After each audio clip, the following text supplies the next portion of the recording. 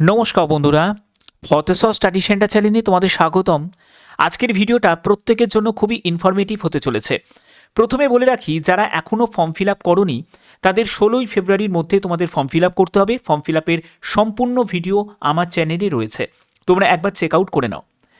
এবার এই ভিডিওর মাধ্যমে তোমরা কি কি পাবে, কি কি ইনফরমেশন পাবে।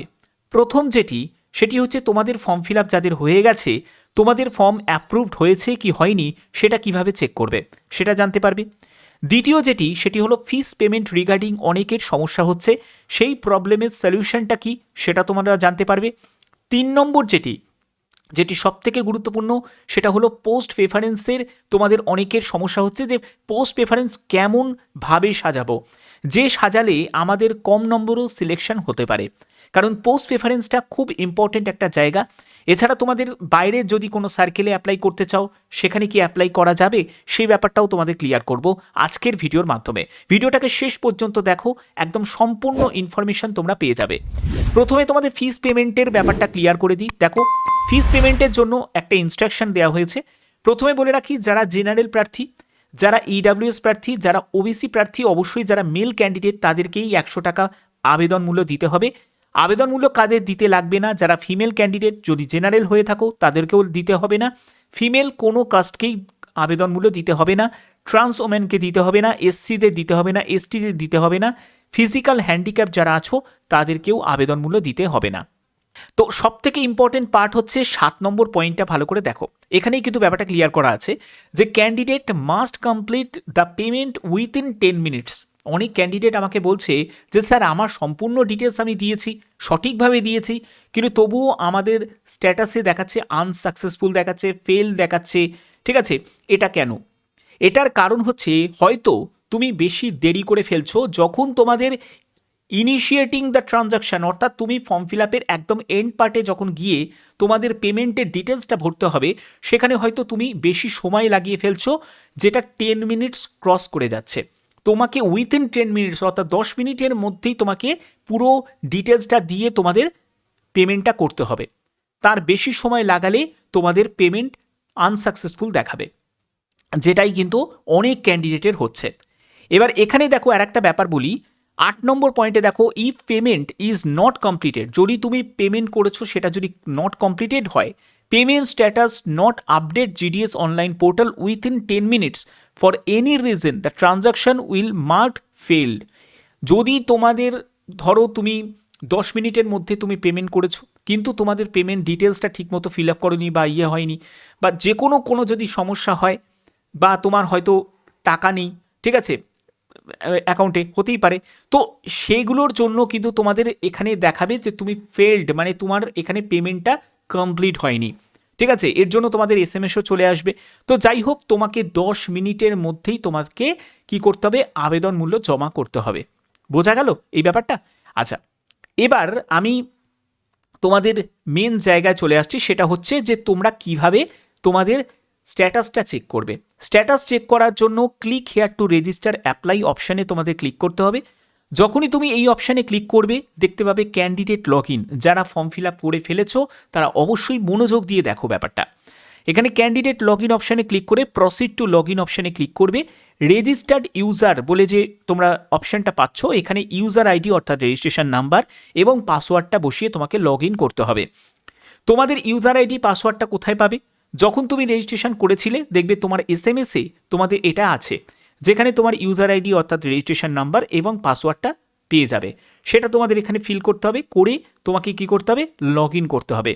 যদি তুমি পাসওয়ার্ড ভুলে গিয়ে থাকো তাহলে তোমাকে রিসেট পাসওয়ার্ড অপশানে বা ফরগট পাসওয়ার্ড অপশানে ক্লিক করবে। এখানে তোমার ইউজার আইডি অর্থাৎ রেজিস্ট্রেশন নাম্বারটা বসাবে, সেন্ড ওটিপি অপশানে ক্লিক করবে।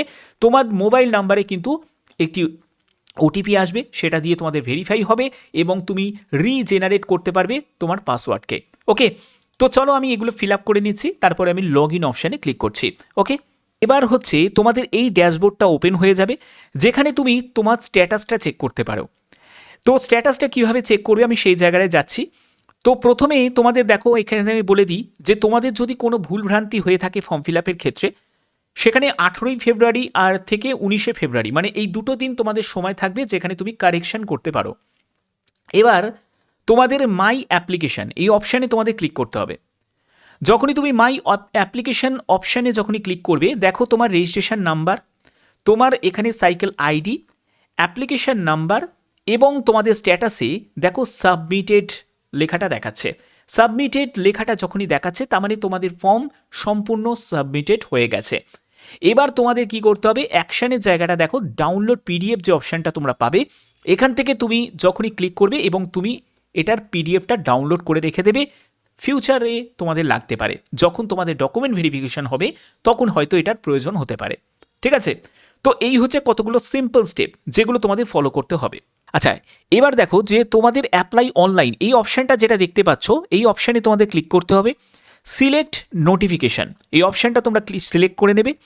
তো এখানে দেখো তোমাদের অ্যাপ্লিকেশন সাবমিটেড সাকসেসফুলি, অর্থাৎ তোমার আবেদন যে সাকসেসফুলিভাবে সাবমিট হয়ে গেছে সেটাও কিন্তু তোমরা এখান থেকে চেক করে নিতে পারো। ঠিক আছে, যে সিম্পল স্টেপগুলো তোমাদের দেখালাম এই ভিডিওতে অবশ্যই তোমাদের প্রত্যেকের জন্য খুবই গুরুত্বপূর্ণ হয়েছে। তো বোঝা গেল, তো এই হচ্ছে তোমাদের মেন ব্যাপার, যেখান থেকে তোমরা অনায়াসে চেক করতে পারো এবং তোমরা পিডিএফটা তোমাদের স্ট্যাটাসে চেক মানে একবার ভালো করে ভেরিফাই করে নেবে যে যা যা তুমি ফর্মটা ফিল আপ করার সময় যে যে ডেটাগুলোও তুমি এন্টার করেছো সেগুলো সঠিক করেছো নাকি।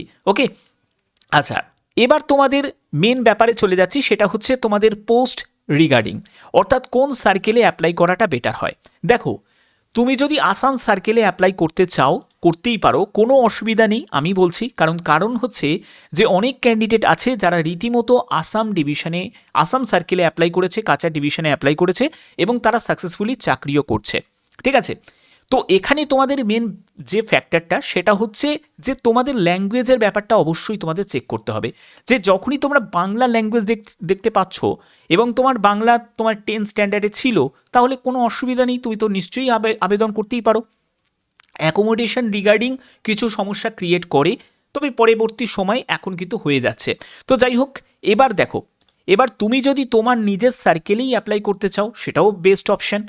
তোমাদের কোন ডিভিশনে অ্যাপ্লাই করতে হবে এই জায়গাটায় দেখো, তোমাদের বলে রাখি, তোমরা চাইলে তোমরা নর্থ বেঙ্গল সাইটের দিকে অ্যাপ্লাই করতেই পারো, বাদবাকি তোমাদের সেটা সিদ্ধান্ত নিতে হবে। তুমি যদি মনে করো যে তুমি নিজের রাজ্যেতেই নিজের ডিভিশনের মধ্যেই আবেদন করবে সেটাও তুমি করতে পারো, সেটা সম্পূর্ণ তোমাকে সিদ্ধান্ত নিতে হবে। দেখো, তমলুক ডিভিশনে যদি তুমি দেখো, তমলুক ডিভিশনটাও কিন্তু বেটার হয়, অনেকের জন্য একটা বেটার কিন্তু অপশান। বিশেষ করে আমি তমলুক ডিভিশনটা রাখছি যারা হচ্ছে এসসি ক্যাটাগরি থেকে বিলং করছো, যারা এসটি ক্যাটাগরি থেকে অর্থাৎ সংরক্ষিত ক্যাটাগরি থেকে যারা বিলং করছো তাদের জন্য। ঠিক আছে, বেস্ট অপশান হবে। এবং তোমরা যদি হুগলি সাউথের দিকে যদি আবেদন করতে চাও, যারা জেনারেল প্রার্থী, দেখো প্রচুর তোমরা অপশান কিন্তু পাচ্ছ হুগলি সাউথ ডিভিশনে। ওকে, এছাড়া তোমাদের দেখো, তোমরা যদি কোচবিহার ডিভিশনের দিকে যদি অ্যাপ্লাই করতে চাও, কোচবিহার ডিভিশনটাও কিন্তু অনেক বেটার হয়। কারণ দেখো, কোচবিহার ডিভিশন বলো, এই ডিভিশনে যেখানে দেখবে ভ্যাকেন্সি বেশি আছে, অনেক ক্যান্ডিডেট তারা কিন্তু বেশি করে পোস্ট প্রেফারেন্স সাজাতে পারবে, কারণ এটার ওপর অনেকটা ডিপেন্ড করছে। ঠিক আছে, এবং অপশানটা তুমি অনেক বেশি পাচ্ছ।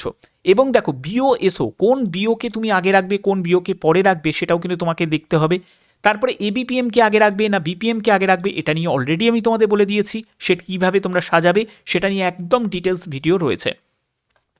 প্রশ্ন আসছে যারা পিডাব্লিউডি ক্যাটাগরি থেকে বিলং করছো, তো তোমাদেরও ক্যাটাগরিগুলো তোমরা একবার দেখে নেবে যে যে জায়গায় বা যে ডিভিশনে তুমি অ্যাপ্লাই করছো সেই ডিভিশনে যদি তোমাদের ক্যাটাগরির বেশি শূন্যপদ দেখতে পাও তাহলে অবশ্যই সেখানেই অ্যাপ্লাইটা করো, তাহলে তোমাদের অপশানটা বেশি তোমরা পাচ্ছ এবং সুযোগটা তোমাদের বেশি হয়ে যাবে। ওকে, এরপরে দেখো ব্যারাকপুর ডিভিশনটাও, এটাও কিন্তু বেটার আছে, ব্যারাকপুর ডিভিশনে কিন্তু কম ভ্যাকেন্সি রয়েছে। তো যাই হোক, এখানেও কিন্তু কাট অফটা মোটামুটি কমই যাওয়ার সম্ভাবনা রয়েছে। এছাড়া দেখো, তোমাদের আমি বলবো আর একটা বলবো, সেটা হচ্ছে জলপাইগুড়ি ডিভিশনের দিকেও তোমরা দেখতে পারো। ঠিক আছে, যদি তোমরা জলপাইগুড়ি ডিভিশনের দিকে যদি অ্যাপ্লাই করো, এখানেও মোটামুটি ভালোই কিন্তু অপশান তোমাদের থাকছে। ওকে, এছাড়া দেখো তোমাদের আরও আছে, সেটা হলো এখানে বারাসাত ডিভিশনের দিকে তোমরা একবার দেখতে পারো, বারাসাত ডিভিশনেও কিন্তু মোটামুটি এবারে ভালোই কিন্তু অপশান দেওয়া হয়েছে। দেখো, বারাসাত ডিভিশনে 244টা মতো তোমরা পোস্ট প্রেফারেন্সের হিসাবে এখানে সাজাতে পারো। ঠিক আছে, এবার তার মধ্যে এসসি এসটি এগুলো কিন্তু সবই রয়েছে, কাস্টগুলোও রয়েছে, বেটার অপশান কিন্তু এবারে হয় বারাসাত ডিভিশনে। ওকে, তো কিছু কিছু তোমাদের জায়গাগুলো আমি তোমাদের ক্লিয়ার করলাম। এবং তোমাদের আর একটা ব্যাপার বলে রাখি, যারা এবিপিএমকে আগে রাখবে, যাদের নাম্বার ভালো আছে, ঠিক আছে, তারা কিন্তু অবশ্যই বিপিএমগুলোকে আগে রাখতেই পারো। আর যাদের নাম্বার মোটামুটি কম রয়েছে, মানে 90% কম রয়েছে, তারা এবিপিএম পোস্টগুলোকে আগে রাখো, তারপরে বিপিএম পোস্টগুলোকে সাজাও। ওকে, তো এই হচ্ছে কতগুলো ট্রিক যেগুলো তোমাদের এই ভিডিওর মাধ্যমে ক্লিয়ার করলাম। তো এই ভিডিওতে সম্পূর্ণ ডিটেলসটা তোমাদের বললাম। যদি ভিডিওটা ভালো লাগে অতি অবশ্যই একটাই কথা বলবো, ভিডিওটাতে একটি লাইক করে দিও, চ্যানেলটিকে সাবস্ক্রাইব করে দিও, যাতে তোমাদের কাছে এরকমই নতুন নতুন আপডেটগুলো তোমাদের কাছে পৌঁছে দিয়ে যেতে পারি। তো এখনের মতো এইটুকুই, টাটা।